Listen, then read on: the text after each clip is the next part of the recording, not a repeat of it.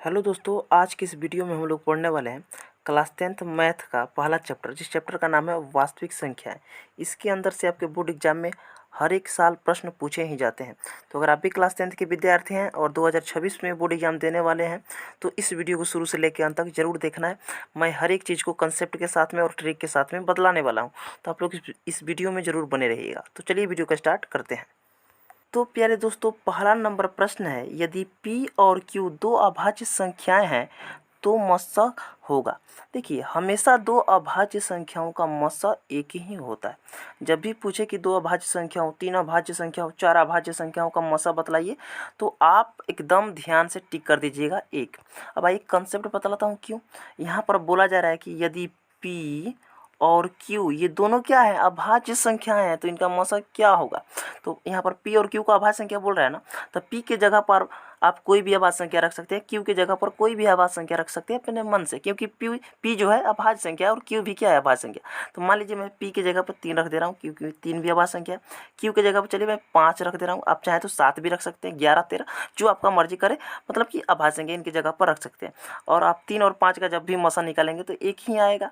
देखिए, जिनको लग रहा है कि मैं सोलो चल रहा हूँ, सोलो बतला रहा हूँ, तो लोग इस वीडियो को छोड़कर जा सकते हैं, क्योंकि मैं इसी लेवल से बतलाऊंगा ताकि जो बच्चा नहीं पढ़ा है वो भी सीख पाए। ठीक है, तो देखिए 3 और 5 का मसा कैसे निकालेंगे। तो इन 3 और 5 में सबसे बड़ी संख्या कौन है, 5। तो ठीक है, 5 को लिखिए, इसको घेर दीजिए। छोटा कौन है, 3, तो 3 से इसमें भाग दीजिए। तो 3 एकम 3, इसके नीचे लिखिए। 5 में से 3 घटाएंगे तो कितना आएगा, 2। ठीक है, फिर इस 2 को घेर देना है और इस 3 को यहाँ पर उतार देना है। ठीक है, ऐसे करके आप उतार दीजिए, फिर इसको घेरिए। 2 एकम 2, घटाएंगे तो कितना जाएगा, 1, और फिर घेरिए और 2 को यहाँ पर लाइए। तो 1 दूनी 2, यानी घटकर कितना आ जाएगा, 0 कट जाएगा, मतलब कि। तो यहाँ पर अंतिम भाजक क्या बच गया, 1। देखिए तो मसा 1 आ गया कि नहीं आ गया। इसलिए देखिए 1 कहाँ पे दिखाई दे रहा है, ऑप्शन ए में आपको दिखाई दे रहा है। तो जब भी पूछे कि दो अभाज्य संख्याओं का मसा क्या होगा, तो आप एकदम टिक करना है 1। ठीक है, आप समझ गए होंगे। चलिए आगे बढ़ते हैं, कोई हार्ड प्रश्न नहीं है, मैं आपको समझाते चलूँगा, बतलाते चलूँगा। चलिए दूसरा नंबर प्रश्न है, निम्नलिखित में कौन सी सबसे छोटी प्राकृत संख्या। निम्नलिखित में कौन सी सबसे छोटी प्राकृत संख्या है। आपके पास 4 ऑप्शन है। तो सबसे पहले समझते हैं कि प्राकृत संख्या क्या है।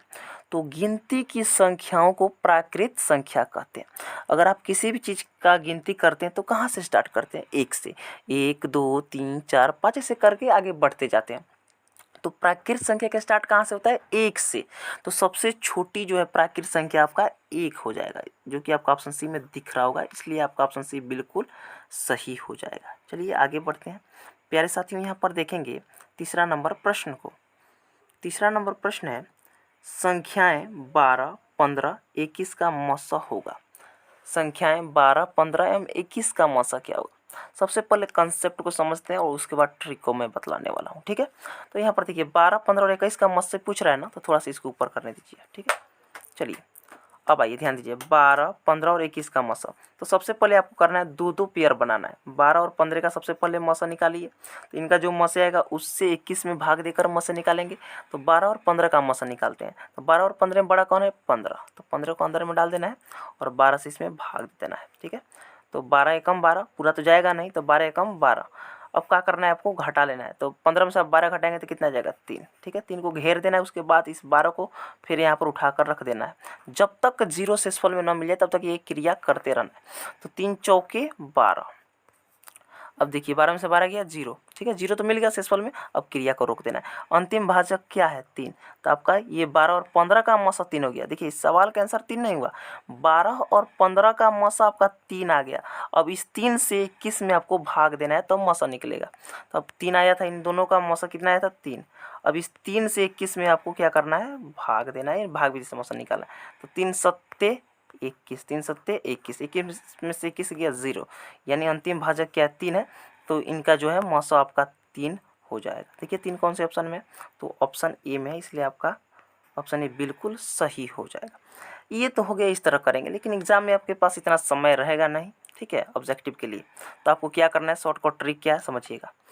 अब देखिए जब भी HCF पूछे, यानी मसा, मसा को अंग्रेजी में क्या कहते हैं, HCF, HCF, एच से हाईएस्ट, सी से कॉमन, एफ से फैक्टर।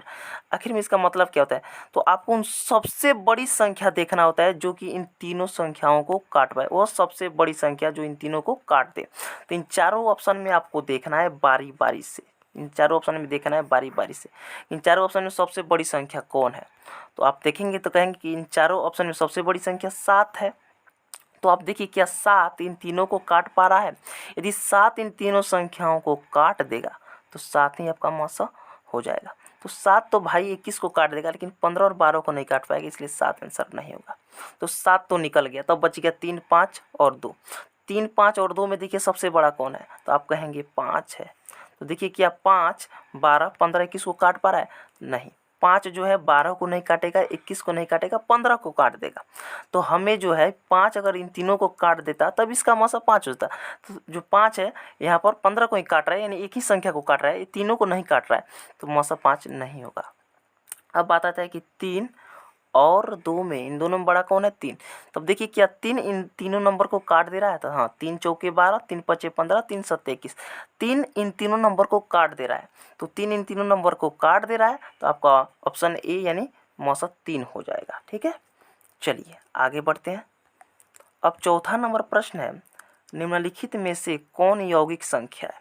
सबसे पहले समझेंगे कि यौगिक संख्या का मतलब क्या होता है। यौगिक संख्या का मतलब, देखिए यौगिक संख्या का मतलब तो भाज्य संख्या का ही दूसरा नाम होता है यौगिक संख्या। भाज्य संख्या को ही यौगिक संख्या कहा जाता है। अब इसका परिभाषा क्या है? यौगिक संख्या, भाज्य संख्या होता क्या है? तो वैसी संख्या जो एक और स्वयं के अलावा किसी अन्य यानी तीसरी संख्या से भी कट जाए। इन चारों ऑप्शन में आपको संख्या देखिए, चारों ऑप्शन में संख्या दिख रही है। तीन चारों ऑप्शन में देखना है कि वो कौन सा संख्या है जो एक और स्वयं के अलावा किसी अन्य तीसरी संख्या से कट जा रहा है। तो सबसे पहले 11 को देखते हैं। 11 को कौन कौन काट देगा? तो 11 को 1 काटेगा और स्वयं 11 काट देगा। ये तो होगा नहीं क्योंकि ये अभाज्य संख्या हो गया। 21 को देखते हैं तो 21 को 1 काट देगा, 3 काट देगा, 7 काट देगा, बहुत सारा संख्या काट दे रहा है। ठीक है, तो यहाँ पर देखिए यही आपका जो है यह मतलब कि यौगिक संख्या हो जाएगा। आपका ऑप्शन भी बिल्कुल सही हो जाएगा क्योंकि ये 2 से अधिक संख्या इसको काट दे रहा है। एक और स्वयं के अलावा भी कट जा रहा है। देखिए एक तो काट ही देगा, इसको 21 भी काट देगा, लेकिन देखिए इसको 3 भी काट दे रहा है, 7 भी काट दे रहा है, इसलिए आपका ये जो है यौगिक संख्या यानी भाज्य संख्या 21 हो जाएगा। जैसे कि आप चाहें तो चेक कर सकते हैं 31 को, तो 31 को स्वयं 31 और 1 ही काट सकता है। जैसे कि 41 को 1 और स्वयं 41 ही काट सकता है, तो ये अभाज्य संख्या हो गया। और पहला वाला भी क्या था? अभाज्य संख्या। तो आपका ऑप्शन भी बिल्कुल सही हो जाएगा, अभाज्य संख्या। अब आइए यहाँ पर चलते हैं। 5वां नंबर प्रश्न है, 18 और 72 का मौसा क्या होगा? तो बात वही है, आप 18 और 72 का मौसा भाग विधि से निकाल लीजिए तब, या मेरा बतलाया हुआ ट्रिक से निकाल दीजिए तब। तो देखिए इन चारों ऑप्शन में देखिए, एक बार बतला दे रहा हूँ, चारों ऑप्शन में देखिए सबसे बड़ी संख्या कौन है? तो आप कहेंगे कि 72 है। तो देखिए क्या 72 इन दोनों को काट दे रहा है? नहीं, 72 72 को काट देगा, लेकिन 18 को नहीं काट पाएगा, तो ये मौसा नहीं होगा। अब 18, 9 और 2 में देखिए सबसे बड़ा कौन है? तो 18। तो देखिए क्या 18 और 72 को काट दे रहा है? हाँ, कहेंगे कि 18 जो है 18 और 18 72 को दोनों को काट दे रहा है, इसलिए आपका ऑप्शन ये बिल्कुल सही हो जाएगा। तो यहाँ पर कुछ लोग ये भी कहेंगे कि 9 भी तो काट दे रहा है। तो मैं आपसे पूछना चाहूँगा, मैंने बतलाया था पहले ही, वह सबसे बड़ी संख्या ढूंढना है जो कि मतलब दी हुई संख्या को काट दे, वही मसा होता है। तो देखिए 9 और 18 में बड़ा कौन है? 18 बड़ा है, तो 18 काट दे रहा है, तो ये 9 काट दे, उससे कोई फर्क नहीं पड़ता। बड़ी से बड़ी संख्या जो काट दे, बड़ा संख्या को ही ढूंढना है, बड़ा संख्या ही काटेगा, वही आपका आंसर होगा। तो 18 बड़ा है, इसलिए आपका मौसा जो है 18 72 हो जाएगा। ठीक है, चलिए 18 72 का मौसा ऑप्शन ए 18 हो जाएगा। समझ गए होंगे। चलिए 6ठा नंबर प्रश्न को देखते हैं। 6ठा नंबर प्रश्न है, 64 के अभाज्य गुणनखंड में 2 का घातांक। 2 का घातांक, 2 का घातांक करने का मतलब है 2 का संख्या। जब 64 को आप अभाज्य गुणनखंड के रूप में तोड़ेंगे तो आपको कितना? 2 मिल जाएगा, यानी 2 का संख्या आपको बतला देना है। चलिए 64 को तोड़ते हैं। जैसे कि यहाँ पर 64 है, 64 को तोड़ देते हैं 2 से। तो 2 से तोड़ेंगे तो कितना बार में? 32 दूना 64 होता है ना, 32 बार में। फिर 2 से तोड़ेंगे तो 16 बार में।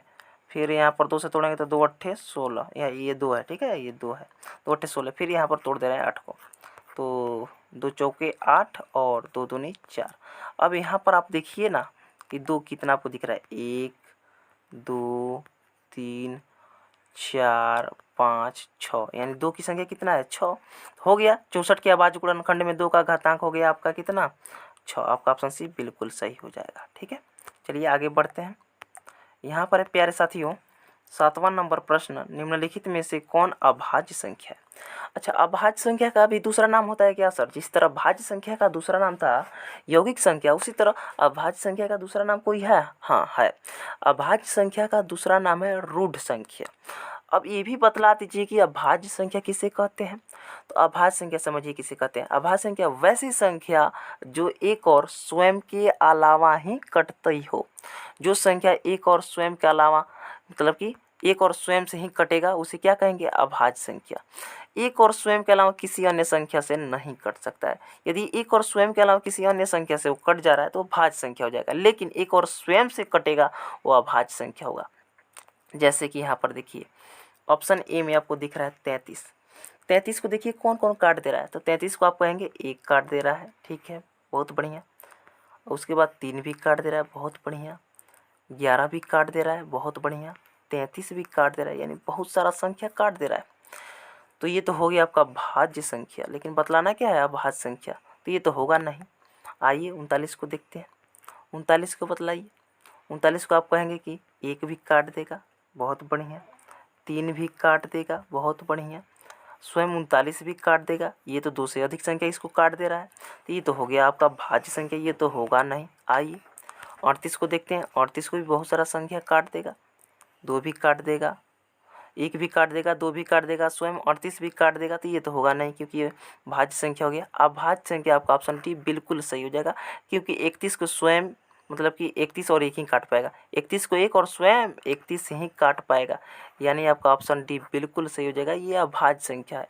अभाज्य संख्या की यही रूल है, मात्र 2 ही संख्या से वो कट सकते हैं, 1 से और स्वयं से, उसके अलावा किसी से नहीं कटते हैं, ठीक है। चलिए 8वां नंबर प्रश्न को देखते हैं। प्यारे साथियों 8वां नंबर प्रश्न है 156 के अभाज्य गुणनखंड में 2 का घातांक, बात वहीं 156 को आप तोड़ दीजिए और देखिए कि 2 कितना बार आपको दिखाई दिया है, वहीं आपका घातांक हो जाएगा। तो चलिए यहाँ पर 156 को मैं तोड़ दे रहा हूँ, ठीक है। 156 को तोड़ते हैं 2 से, क्योंकि 2 का घातांक पूछ रहा है तो 2 से ही तोड़ना है।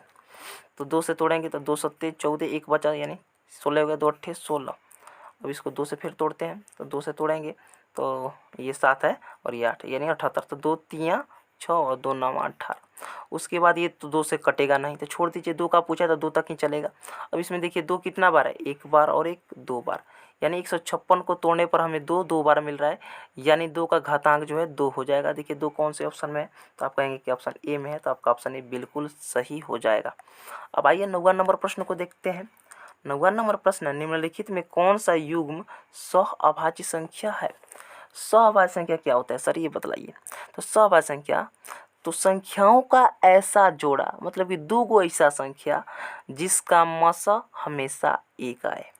संख्याओं का ऐसा जोड़ा आप बोलिए तब, या ऐसा बोलिए कि 2 गो ऐसा संख्या जिसका मस 1 आ जाए, वो क्या हो जाएगा, आपका सहअभाज्य संख्या हो जाएगा।